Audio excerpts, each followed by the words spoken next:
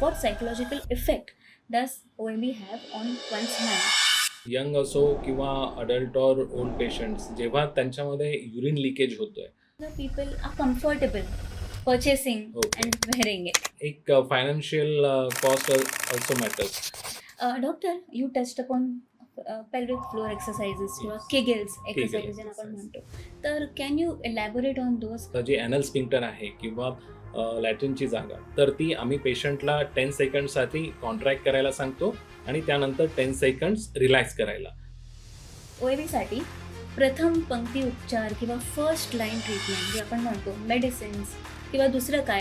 तर जसं first line treatment pregnancy, menopause ह्या गोष्टींचा काही फरक पडतो का OAB?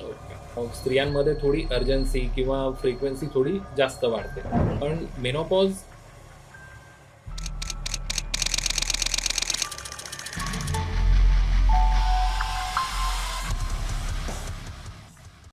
नमस्कार आणि स्वागत.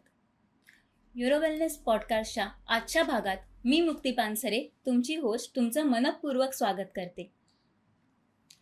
प्रेक्षक हो, आपल्या आयुष्यात काही गोष्टी अशा असतात ज्या आपण निमूटपणे सहन करतो, परंतु संकोच किंवा लाजेमुळे त्या जाहीरपणे बोलत नाही.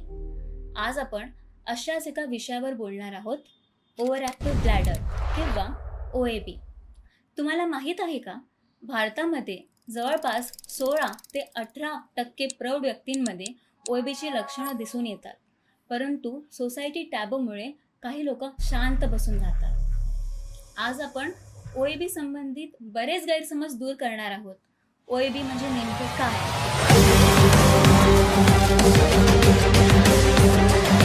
त्याची कारणं काय आणि ते कसं कंट्रोल करता येईल, ह्या सगळ्या गोष्टी आपण आज जाणून घेणार आहोत.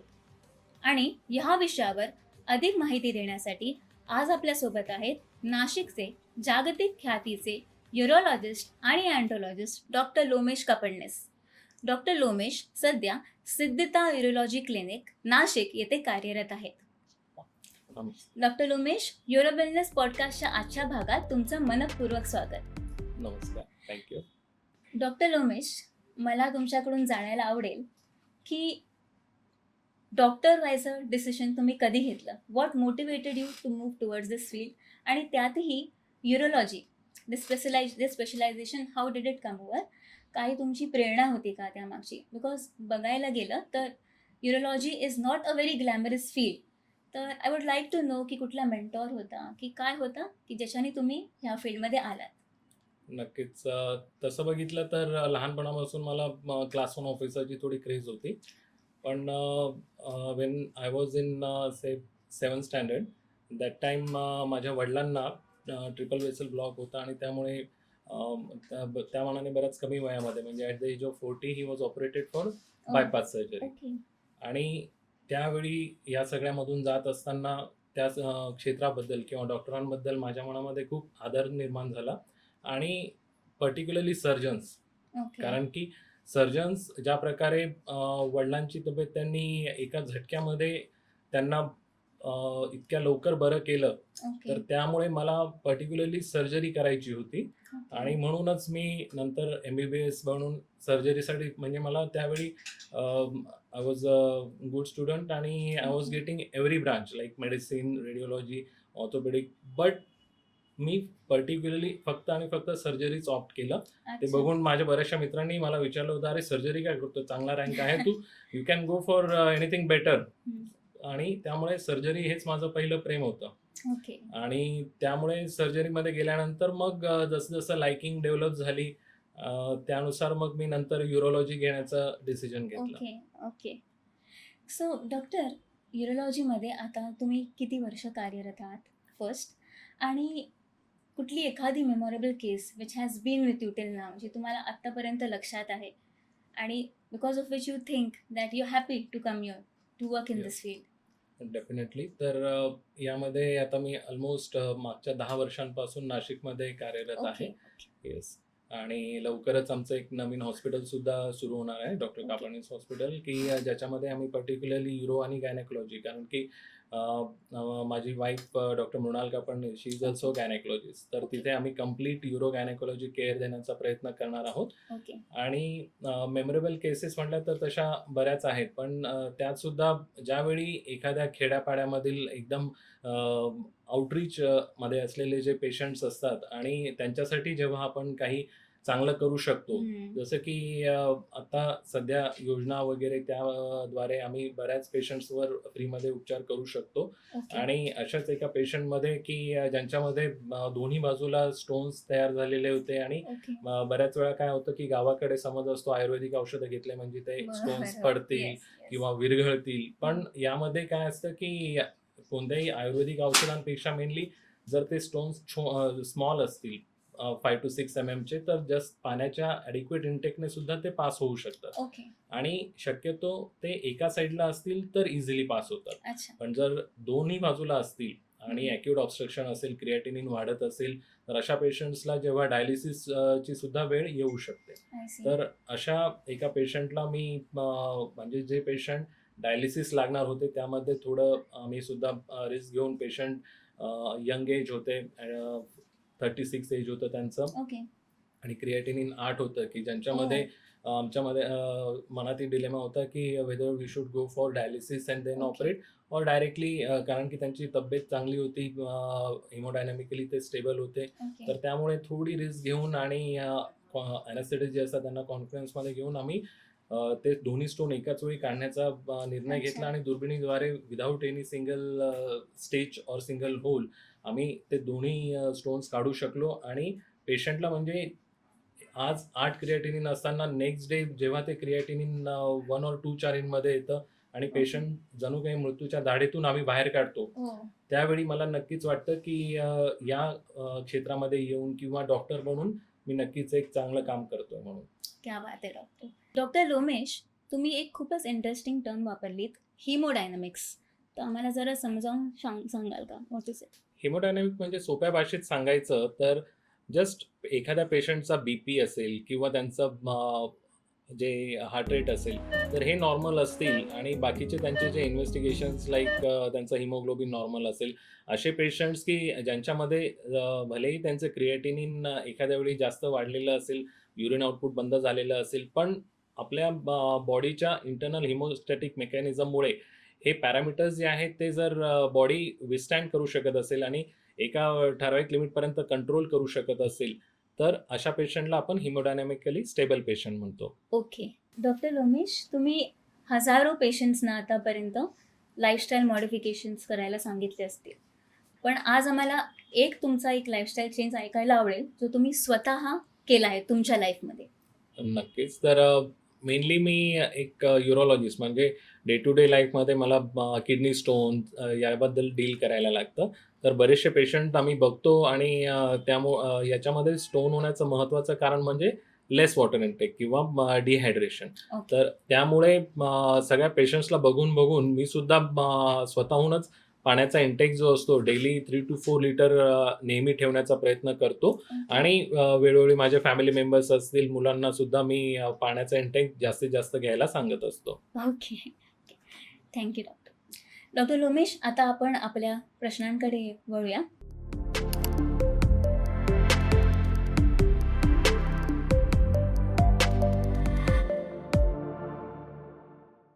तर सर्वप्रथम तुम्हालाही मी विचारते की OAB म्हणजे नेमके काय आणि ते नॉर्मल युरिन फ्रिक्वेन्सीपेक्षा कसे वेगळे आहे?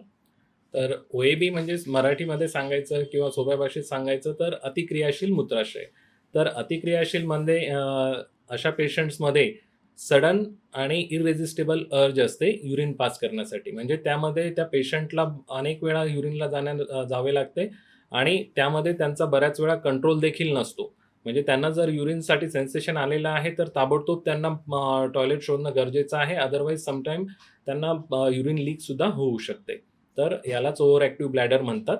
आणि नॉर्मल पेशंटपेक्षा ज्यावेळी सपोज नॉर्मली 2 ते 3 तासामध्ये कोणालाही एका नॉर्मल व्यक्तीला युरिन पास करायला लागणं हे आपण नॉर्मल समजतो. जर यापेक्षा जास्त फ्रिक्वेन्सी असेल म्हणजेच कमी वेळामध्ये अर्ध्या 1-1 तासाला कोणाला युरिन पास करायला जावं लागत असेल किंवा रात्रीच्या वेळी एकपेक्षा जास्त वेळा युरिनसाठी उठावं लागत असेल तर आपण त्याला ओव्हर ॲक्टिव्ह ब्लॅडर असं म्हणतो. Okay. Okay. Doctor Umesh, normal symptoms काय आहेत OABचे? तर आधी सांगितल्याप्रमाणे याच्यामध्ये फ्रिक्वेन्सी म्हणजेच पुन्हा पुन्हा युरिनला जावं लागणं, की ज्यामध्ये 2 तासाच्या आतच म्हणजे अर्ध्या-अर्ध्या तासाला, 1-1 तासाला सुद्धा काही पेशंट्सला युरिनला जावं लागतं. त्यानंतर आहे अर्जन्सी म्हणजे लघवीला घाई-गडबड होणे. जर ओके. एखाद्या पेशंटला युरिनचं सेन्सेशन आल्यानंतर टॉयलेटपर्यंत जाईपर्यंत देखील त्यांना धीर धरता येत नाही किंवा कंट्रोल करता येत नाही, तर त्याला अर्जन्सी म्हणतात. आणि ओके. ज्यावेळी या अर्जन्सीमध्ये असताना इन्कॉन्टिनन्स म्हणजेच युरिन लीक होते, तर त्याला अर्ज इन्कॉन्टिनन्स असं देखील म्हणतात. ओके. तर युरिनरी अर्जन्सी, अर्ज इन्कॉन्टिनन्स आणि काही वेळा पेशंट्सला नॉक्च्युरिया म्हणजे रात्रीच्या वेळी जास्त वेळा उठावं लागणं. ज्या एकपेक्षा जास्त वेळा उठावं लागले, तर मग त्यामुळे झोप पूर्णपणे होत नाही किंवा झोपमोड होते. ओके. तर याला नॉक्च्युरिया म्हणतात. तर हे देखील OABचं एक महत्त्वाचं सिम्प्टम आहे. तर ओके. हे यातले महत्त्वाचे सिम्प्टम्स आहेत. ओके. ओके. डॉक्टर, OABने अर्ज इन्कॉन्टिनन्स होतं. ठीक आहे. पण बऱ्याच वेळा असं पण पाहिलं गेलंय, की कुठल्या स्ट्रेसमध्ये आहे. तसे लहान मुलं पेपर्स वगैरे द्यायला ओके. जातात. न्यूज काय म्हणतात ते आपले एक्झाम्स द्यायला जातात. तेव्हा पण त्यांना सारखं लघवीला येस. होतं. तर मग त्याचा असा इकडे काय संबंध आहे? इट इज मेनली आपले ज्या बॉडीमधले बायोकेमिकल मार्कर्स आहेत, तर त्यामध्ये थोडंफार अल्टरेशन झाल्यामुळे म्हणजे ज्यावेळी अँक्झायटी असेल, कोणत्याही प्रकारची अँक्झायटी असेल, तर त्यावेळी आपल्या बॉडीमधले जे ॲड्रिनालिन जास्त प्रमाणात सिक्रीट होतं ओके. आणि इट ॲक्ट्स लाईक डायरेटिक आणि त्यामुळेच वारंवार लोकांना जेव्हा अँक्झायटी असेल, स्ट्रेस असेल, तर त्यावेळी सुद्धा लघवीची फ्रिक्वेन्सी थोड्या प्रमाणामध्ये वाढते. तर ओके. त्यामुळे या अँक्झायटीच्या वेळी सुद्धा टेम्पररीली कोणा पेशंटमध्ये असं दिसू शकतं आणि ज्यांच्यामध्ये टाइप ए पर्सनॅलिटी आहे, बऱ्याच वेळा त्या पेशंट्समध्ये OABचा त्रास थोडा कॉमनली दिसून येतो. Okay. Doctor, if you can elaborate on type A personality for our audience. Simple means type A personality and type 2 B personality they are म्हणजे generally we consider type A as always in a hurry, people who are anxious and they like too much stress. While okay. type B personality or type 2 personality are people who are happy-go-lucky persons. Calm. Okay. Yes, calm. Okay. Great. Doctor Umesh, पुरुषांमध्ये जास्ती आढळला जातो की स्त्रियांमध्ये? पहिली गोष्ट. आणि does age play a role here? Yes, definitely. जसं एज वाढतं त्यानुसार सुद्धा OABचा त्रास वाढू शकतो आणि जर एज कंपेअर्ड स्टडीज बघितल्या तर त्यामध्ये 3rd डिकेड किंवा 4th डिकेडपेक्षा नक्कीच 5th आणि 6th डिकेडमध्ये OABचा त्रास हा पुरुष आणि स्त्री दोघांमध्ये तसं बघितलं तर कॉमनच आहे आणि दोघांमध्ये इक्वल फ्रिक्वेन्सीने आणि मे बी स्त्रियांमध्ये एक थोड्याफार फरकाने जास्त प्रमाणात दिसून येतो आणि स्त्रियांमध्ये हा कमी एजमध्ये सुद्धा लाईक 3rd और 4th डिकेडमध्ये सुद्धा ओके. दिसून येईल. वेल जे मेल पेशंट्स आहेत तर त्यांच्यामध्ये खास करून प्रोस्टेटचा त्रास ज्यावेळी सुरू होतो म्हणजे 5th और 6th डिकेडमध्ये, तर त्यामुळे प्रोस्टेटचा त्रास असताना त्या पेशंट्समध्ये OABचा त्रास जास्त दिसतो. ओके.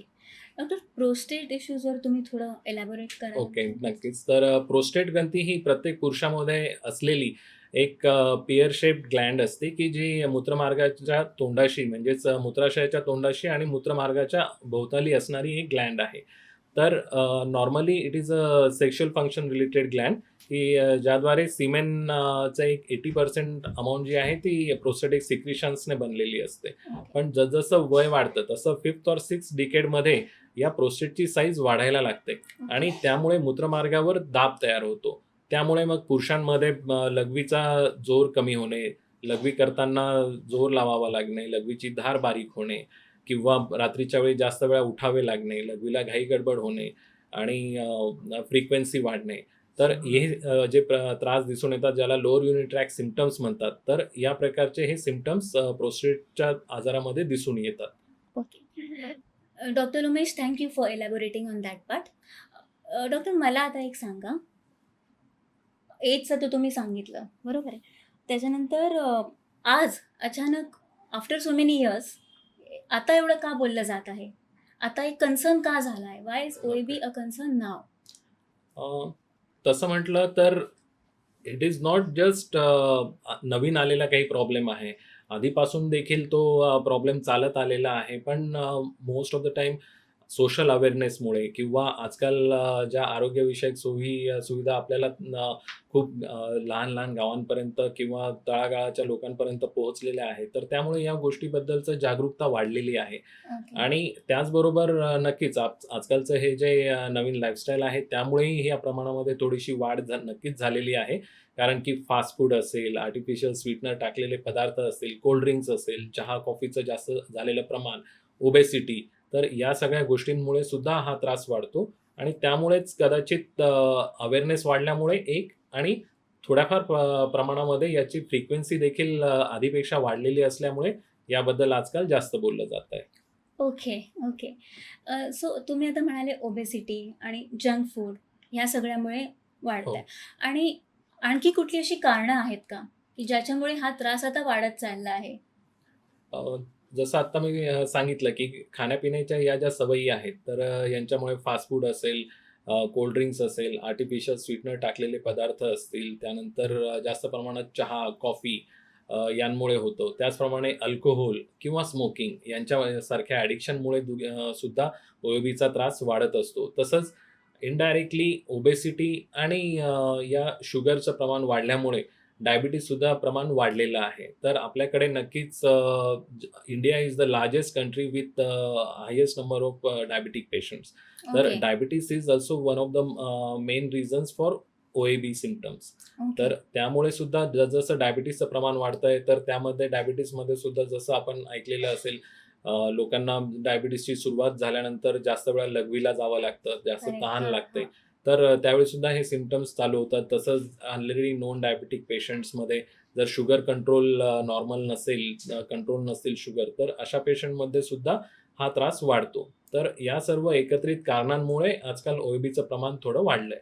ओके. अ, डॉक्टर उमेश, प्रेग्नन्सी, मेनोपॉज ह्या गोष्टींचा काही फरक पडतो का OABवर? ओके.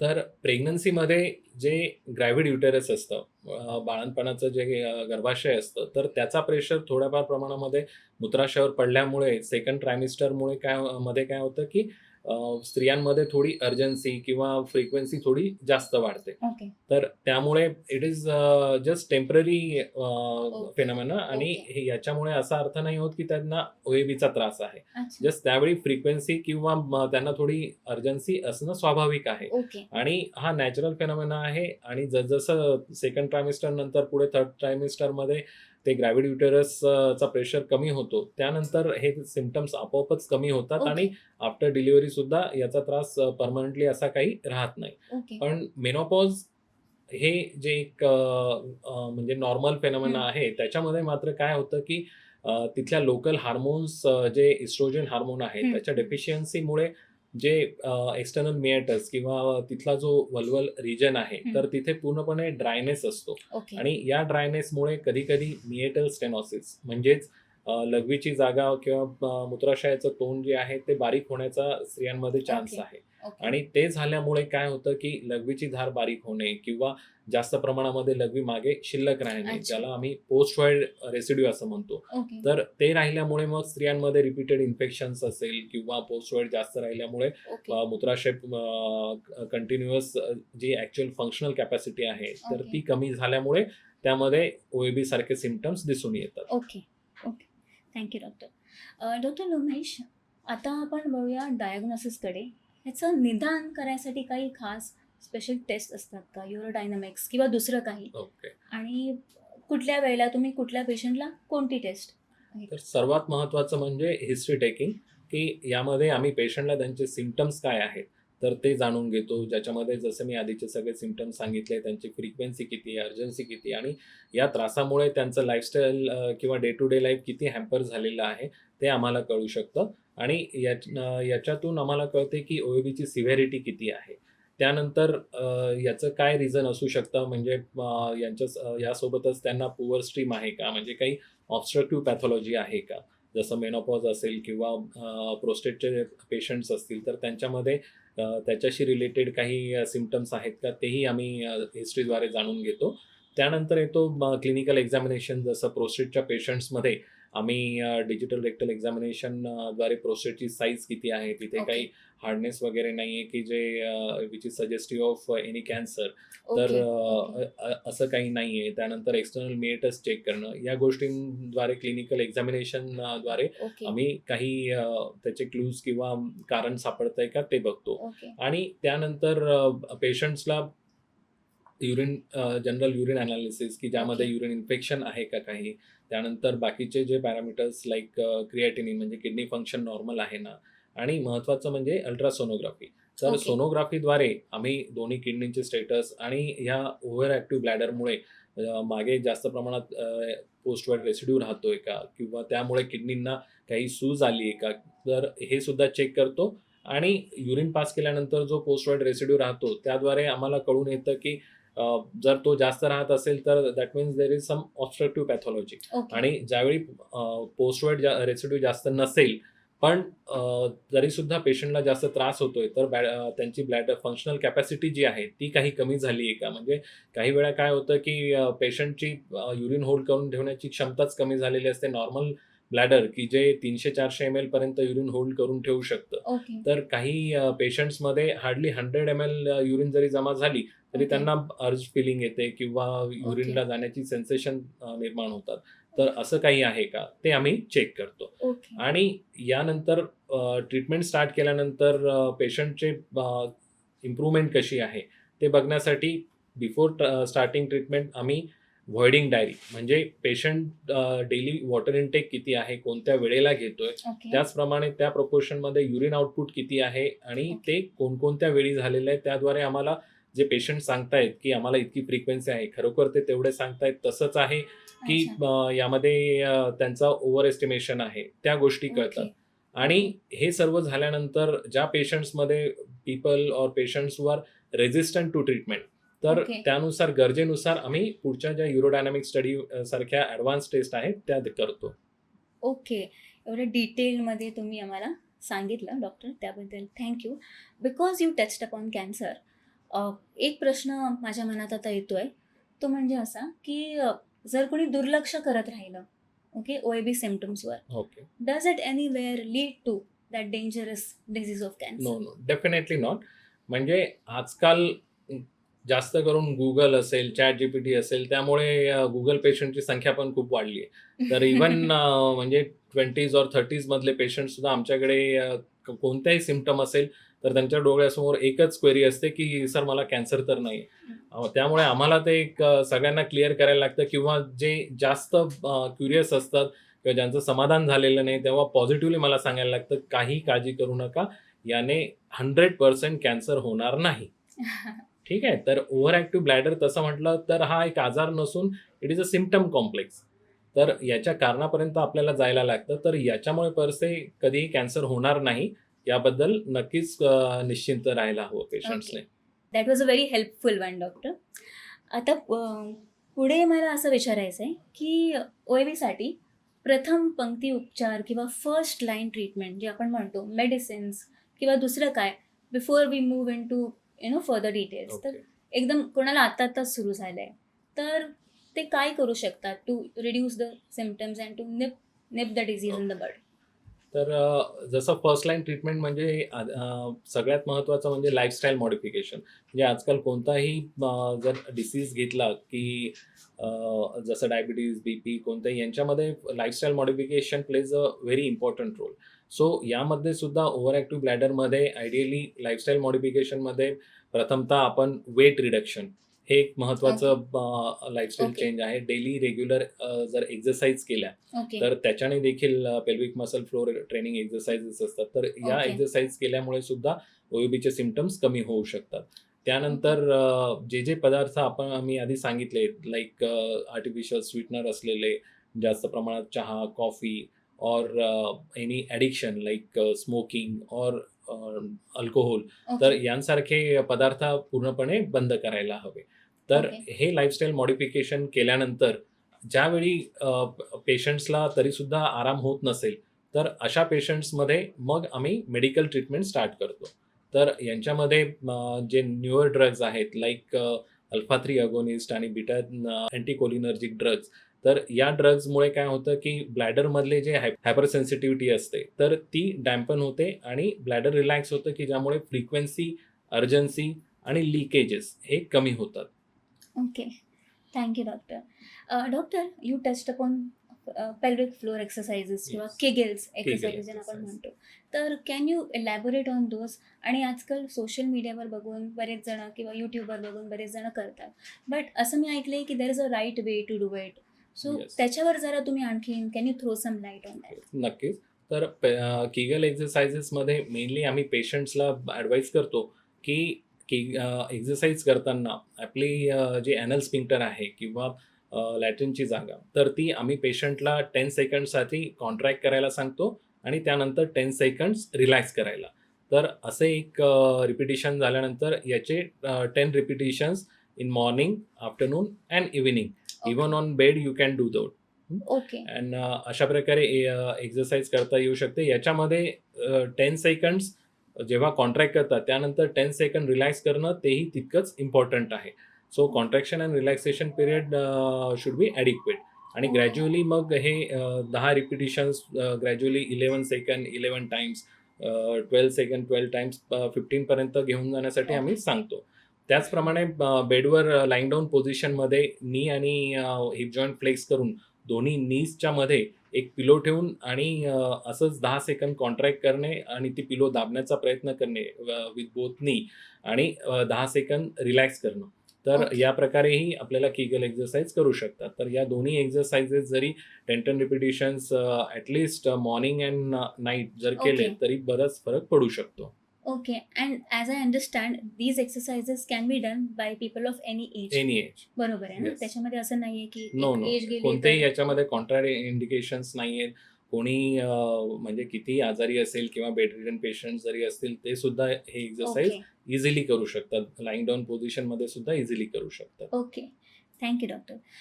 डॉक्टर लोमेश, सर्जरी तुम्ही कोणत्या केसेसमध्ये कन्सिडर करतात की नाही आता सर्जरी केलीच पाहिजे, असं केव्हा होतं? ओके. तर ज्या पेशंट्समध्ये मी आधी सांगितलं, की मूळ कारण काय आहे, त्यावर काही सर्जरी लागणार आहे का ते डिपेंड करतं. हं. सपोज प्रोस्टेटचा आजार असलेल्या पेशंट्समध्ये ज्यांच्यामध्ये आम्ही अल्फा ब्लॉकर मेडिसिन्स देतो, की ज्याच्यावर देखील पेशंट्सला काही वर्षापर्यंत ठेवून किंवा ते देत असताना सुद्धा काही कॉम्प्लिकेशन लाईक युरिनरी रिटेन्शन होत असेल, तर अशा पेशंटमध्ये शेवटी प्रोस्टेटची सर्जरी करण्याची गरज पडते. आणि आजकाल ॲडव्हान्समेंट जे इतक्या झालेल्या आहेत, की त्यामुळे इट इज एनी इन्सिजनलेस सर्जरी म्हणजे ओके. मूत्रमार्गामधूनच आपण दुर्बीण टाकून आणि हे प्रोस्टेटची सर्जरी करत ओके. असतो. तर ओके. त्यामुळे कोणताही स्टिच नाही, की काही इन्सिजन नसतं. ओके. त्यानंतर फिमेल्समध्ये ज्यांच्यामध्ये मिएटल स्टेनॉसिस असेल बिकॉज ऑफ मेनोपॉज, तर अशा पेशंट्समध्ये कधी-कधी आम्हाला युरेथ्रल डायलिटेशन किंवा मिएटल डायलिटेशन करण्याची गरज पडू ओके. शकते.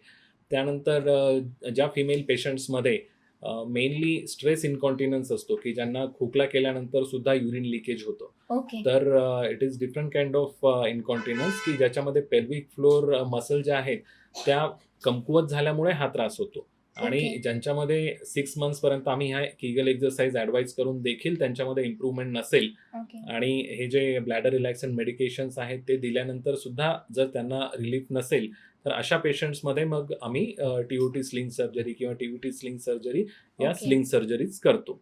ओके. ओके. डॉक्टर लोमेश, तुम्ही बऱ्याच ट्रीटमेंट्सची नावं आम्हाला सांगितली इन डिटेल. तर जर इंडियामध्ये आता पुढे काही रिसर्च चालू आहे का? किंवा काही ट्रीटमेंट्स ऑलरेडी सांगितल्या, पण आर देअर एनी ट्रीटमेंट्स ज्याच्यामध्ये AI is playing a role? Artificial इंटेलिजन्सच्या हेल्पनी काही नवीन रिसर्च, काही नवीन ट्रीटमेंट्स एक्सपेक्टेड आहेत का इन नियर फ्युचर? ओके.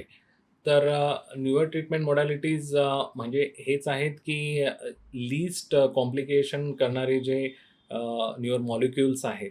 तर जसं आता मिराबेग्रॉन हे recently 4 to 5 years back launch झालेलं आहे. तर त्याच्यामध्ये अजून स्ट्रॉंगर मेडिसिन्स आणि without causing any acute urinary retention. कारण जेव्हा आम्ही ब्लॅडर रिलॅक्सेशन करतो, तर ब्लॅडरची जर कॉन्ट्रॅक्टिलिटी कमी असेल, तर त्यामध्ये रिटेन्शन किंवा युरिन पूर्णपणे बंदही होऊ शकते. ओके. तर न्यूअर ड्रग्स की जे फक्त ही हायपर सेन्सिटिव्हिटी कमी करतील without causing any effect on contractility. तर असे न्यूअर ड्रग्ज यामध्ये येऊ ओके. शकतात. ओके. आणि त्याचबरोबर जर एआयचा विचार केला तर काही ॲप्स की ज्याच्याद्वारे पेशंटला व्हेडिंग डायरी मेंटेन करण्यासाठी किंवा रेग्युलर त्यांना ओके. रिमाइंडर्स देण्यासाठी, तर अशा मेडिसिन्सच्या असेल, ऑटोमॅटिकच्या असेल, तर असे ॲप्स ॲप्स. वर येऊ शकतात. Okay. Okay. So doctor, this is a very sensitive topic. तर एखाद्या व्यक्तीला जर OAB आहे, तर how does it affect his और हर social life or Yes. psychological? What psychological effect does OAB have on one's mind? Definitely, because it has great effect on anybody's self esteem mainly. कारण की काय होतंय, young असो किंवा adult और old patients, जेव्हा त्यांच्यामध्ये युरिन लिकेज होतोय continuous, there is smell of urine around the garments, तर त्यामुळे काय होतंय की बाहेर कोणत्याही फंक्शनला जाण्यापासून ते टाळतात.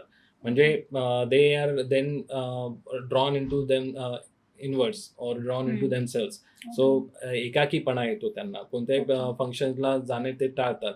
Okay. आणि त्याचबरोबर ज्या पेशंट्सला नॉक्च्युरिया आहे, रात्री जास्त वेळा उठायला लागतं, तर त्यामध्ये काय होतं, ओल्ड एज ऑलरेडी, त्यांचे मुवमेंट थोड्या स्लो असतात आणि अशा वेळी रात्रीच्या वेळी ते बाथरूममध्ये कोलॅप्स होऊन किंवा पडून फ्रॅक्चर होण्याचं रिस्क पण वाढतं. Okay. त्याचबरोबर कंटिन्युअस अंडरगार्मेंट जर वेट राहिले तर त्यामुळे फंगल इन्फेक्शन होण्याचा पण धोका असतो. तर Okay. अशा प्रकारे पेशंट्सच्या एकूण एक जीवनशैलीवर या ओव्हर ॲक्टिव्ह ब्लॅडरमुळे नक्कीच मोठा फरक पडतो. ओके. आणि डॉक्टर, ॲडल्ट डायपर्स म्हणून पण असतं येस. आजकाल. तर whether it is safe first, and second whether people are comfortable purchasing okay. And wearing it. नक्कीच, कारण की ज्यांना सिव्हिअर ओव्हर ॲक्टिव्ह ब्लॅडरचा त्रास असेल, तर अशा पेशंट्समध्ये जर दिवसातून 2 किंवा 3 वेळा हे डायपर्स बदलावे लागत असतील, तर अशा पेशंट्समध्ये नक्कीच वेटनेसमुळे जसं सांगितलं की फंगल इन्फेक्शनचा रिस्क असेल आणि त्याची एक फायनान्शियल कॉस्ट अल्सो मॅटर्स. कारण बऱ्याच वेळा जर ओल्ड पेशंट्समध्ये हे अडल्ट डायपर्स वापरावे लागत असतील, already some are retired person, आणि त्यामुळे maybe everyone might not have, but majority might have financial constraint also. तर त्यामुळे सुद्धा त्यांचा जो एक महिन्याचा खर्च असेल, तर तो नक्कीच डायपर्समुळे जास्त वाढू शकतो. तर अशा वेळी जर जास्त त्रास नसेल किंवा ही एम्बॅरसमेंट टाळण्यासाठी बाहेर गेल्यानंतर, तर त्यावेळी एकदा दोनदा ते डायपर्स ते यूज करू शकतात, म्हणजे बाहेर एखाद्या फंक्शनला गेल्यानंतर. आणि जर कंट्रोल चांगला झाला या मेडिसिन्सने, तर altogether they can stop using those diapers also. Okay. Okay. So temporary, at least till the time they get cured, yes. तोपर्यंत ॲडल्ट डायपर्स वापरू शकतात आणि इट इज सेफ. बरोबर आहे. येस. डॉक्टर, मला डॉक्टर लोमेश, तुमच्या 10 इयर्सच्या प्रॅक्टिसमध्ये, if you can brief us on one case which has really touched you, and एखादी अशी फॅमिली, जसं किंवा एखादं एक मॅरेज जे तुम्ही सेव्ह केलं, एखादी अशी फॅमिली ज्यांना तुम्ही whom you've कन्सल्टेड आणि त्यांना फरक पडला आहे, हा टॅबू तुम्ही त्यांच्याकडून तोडून घेतला आहे, something like that we would like to know. Okay. नक्कीच अशा बऱ्याच फॅमिलीज आहेत की ज्यांच्यामध्ये सपोज मी एखाद्या पेशंटच्या वडिलांना किंवा त्या पेशंटला आणि इवन त्यांच्या रिलेटिव्सला, असे म्हणजे मल्टिपल फॅमिली मेंबर्सला ऑपरेशन केलेले आहेत किंवा Okay. ट्रीटमेंट दिलेली आहे, असे नक्कीच बरेच पेशंट्स आहेत. तर त्यातल्या त्यात एक पर्टिक्युलर फॅमिली मला नक्की आठवते की ही is a soldier, okay. And fortunately I could operate nicely and remove all the stones from his kidney. Okay. आणि ओके. त्यानंतर 2-3 इयर्स नंतर मला अचानक त्यांचा फोन आला की त्यांच्या वाईफला गावाकडे काहीतरी इमर्जन्सी डिलिव्हरी करायला लागली होती आणि Okay. त्यामध्ये सिझेरियन सेक्शन झाल्यानंतर त्यांना कंटिन्युअस युरिन लीक होत होतं. अच्छा. ओके. तर आणि ते त्यावेळी इकडे नव्हते. ओके. तर त्यामुळे he just told me to look into the matter. त्यांनी खूप भरोशाने जे गावाकडून ते पेशंट इकडे माझ्याकडे पाठवलं ओके. आणि त्यानंतर पूर्ण इव्हॅल्युएशन केल्यानंतर आम्हाला दिसून आलं की तिथे एक ब्लॅडर सोबत एक फिशुला तयार झालेला होता. ओके. येस. So okay. आणि तिथून म्हणजे ते मे बी आधीच्या डिलिव्हरी नंतर जे ब्लॅडर ॲडियर झालेलं असतं ओके. युटेरसला, तर तिथे ऑपरेट करताना एक छोटा रेंट राहून गेलेला होता ओके. आणि जो त्यावेळी दिसून आला नसेल आणि त्यामुळे तो तसाच राहिल्यामुळे तिथून युरिन लीक होते. ओ. So fortunately, I could operate on that patient and means cure her problem okay. and completely. तर ओके. ही अशी एक पर्टिक्युलर फॅमिली नक्कीच मला आठवते, की ज्यांच्यामुळं दोघांच्या लाईफमध्ये मी एक पॉझिटिव्ह बदल घडवू शकलो and Absolutely. Because he is a soldier so it meant like serving my nation. Superb yeah. Doctor. Absolutely wonderful. Doctor, हा छान एक प्रसंग तुमच्याकडून आम्हाला कळला. You have touch so many lifes in your career. तर एक एक मेसेज आज before we finish our podcast, एक शेवटचा प्रश्न असा आहे की आपले जे व्ह्युअर्स आहेत त्यांच्या फॅमिलीमध्ये ते स्वतः पण हा त्रास सहन करत असतील, पण त्यांना लाज वाटत असेल बाहेर यायला, की for obvious reasons it's embarrassing. तर आज एक मेसेज तुम्ही त्यांना काय देऊ इच्छिता? तर सगळ्यात महत्त्वाचं म्हणजे तुम्हाला जो काही त्रास असेल त्याबद्दल आपण मोकळेपणाने बोललं पाहिजे. सपोज बऱ्याच वेळा काय होतं, की आपल्या घरातले जे सीनियर सिटिझन्स आहेत, ते आपल्याला होणारा त्रास आपल्या मुलांना किंवा नातवंडांना त्रास नको म्हणून कोणालाही न सांगता आपल्या कोशामध्ये ते एक गुरफटून घेतात आणि ते एक्सप्लेन करत नाहीत.